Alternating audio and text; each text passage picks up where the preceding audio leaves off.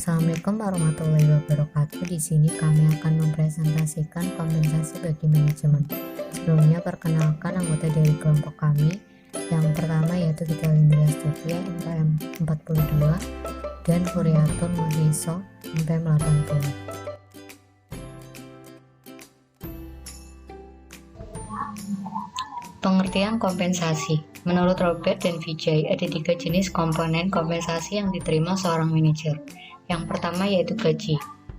Yang kedua tunjangan-tunjangan dalam bentuk natura, meliputi pensiun, kesehatan, dan lain-lain. Kemudian kompensasi insentif. Kompensasi ini berhubungan dengan pengendalian manajemen. Selanjutnya menurut Jose Swanto, kompensasi adalah imbalan jasa yang diberikan perusahaan pada tenaga kerja karena telah memberikan sumbangan tenaga dan pikiran demi kemajuan dan kontinuitas perusahaan dalam rangka mencapai tujuan yang telah ditetapkan, baik dalam jangka pendek maupun jangka panjang. Pemberian kompensasi insentif tersebut diukur dari selisih target atau anggaran laba, volume produksi, volume penjualan atau hasil penjualan dengan realisasinya dalam 1 tahun. Karakteristik rencana kompensasi insentif.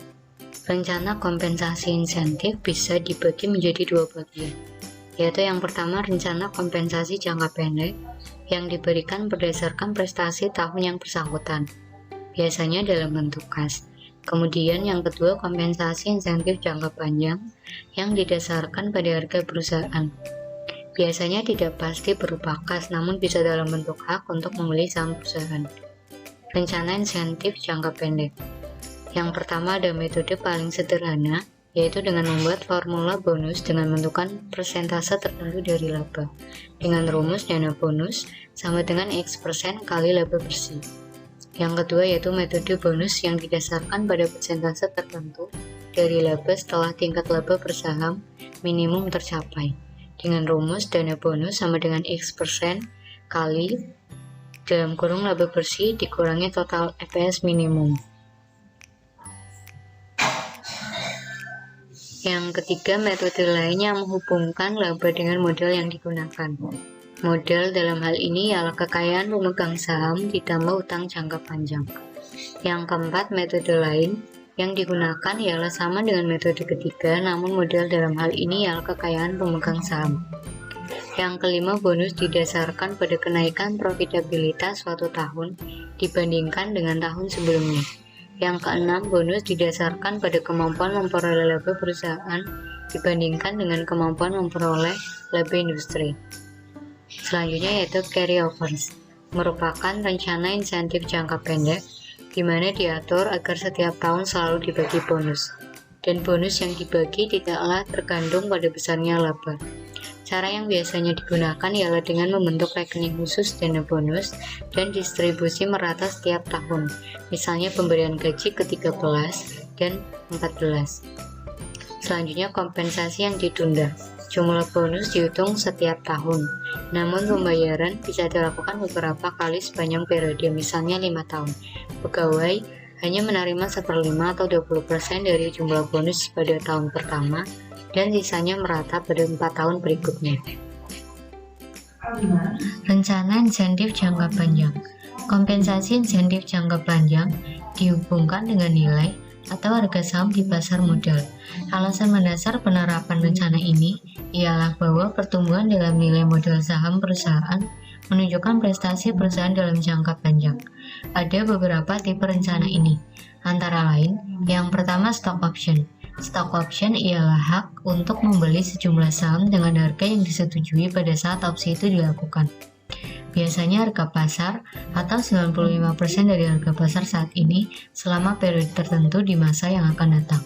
Yang kedua, phantom stock. Phantom stock yaitu memberi penghargaan kepada manajer dengan sejumlah saham secara akuntansi saja pada periode yang telah ditentukan, misalnya 5 tahun.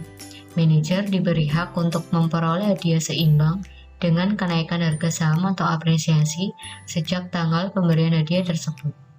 Selanjutnya, stock appreciation rights. Stock appreciation rights merupakan hak untuk menerima pembayaran kas didasarkan pada peningkatan nilai saham sejak pemberian hadiah hingga periode yang telah ditentukan di masa mendatang. Selanjutnya yaitu performance share. Rencana ini memberikan penghargaan jumlah saham tertentu kepada manajer apabila tujuan jangka panjang telah tercapai. Biasanya tujuan yang dimaksud dalam hal ini ialah persentase tertentu pertumbuhan laba per lembar saham untuk periode 3 hingga 5 tahun sehingga ia tidak terpengaruh oleh harga saham. Kemudian performance unit. Penghargaan atas kinerja yaitu menerima bonus berupa kas atas tercapainya target jangka panjang tertentu. Rencana ini merupakan kombinasi dari stock appreciation rights dan performance share. Insentif untuk corporate officer. Kompensasi CEO didiskusikan oleh panitia kompensasi dari Dewan Direktur setelah CEO mempresentasikan rekomendasi untuk bawahannya. Dalam keadaan biasa, panitia secara sederhana menerapkan presentase yang sama untuk kompensasi CEO. Panitia memberi tanda untuk kinerja CEO yang berbeda dengan memutuskan presentase yang lebih tinggi atau yang lebih rendah. Insentif untuk manajer unit bisnis. Beberapa bentuk pilihan dalam pengembangan paket kompensasi intensif untuk manajer unit usaha diuraikan berikut ini. Yang pertama ada tipe insentif, ada penghargaan keuangan, dan ada penghargaan sosial dan psikolog.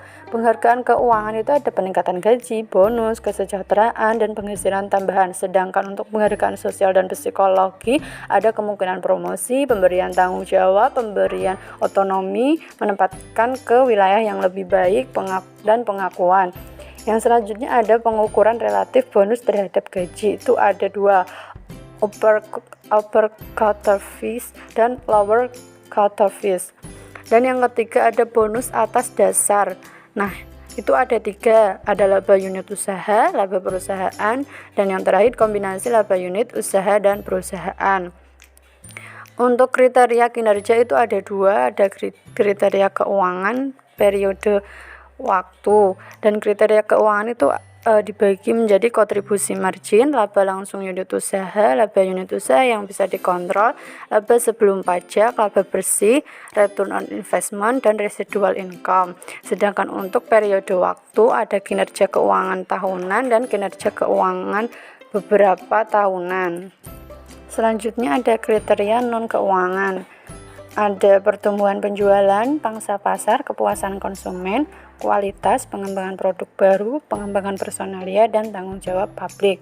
Yang keempat ada beratnya tugas yang dibebankan menurut kriteria keuangan dan non-keuangan. Yang kelima ada pengukuran perbandingan, itu ada anggaran laba, kinerja masa lalu, dan kinerja pesaing.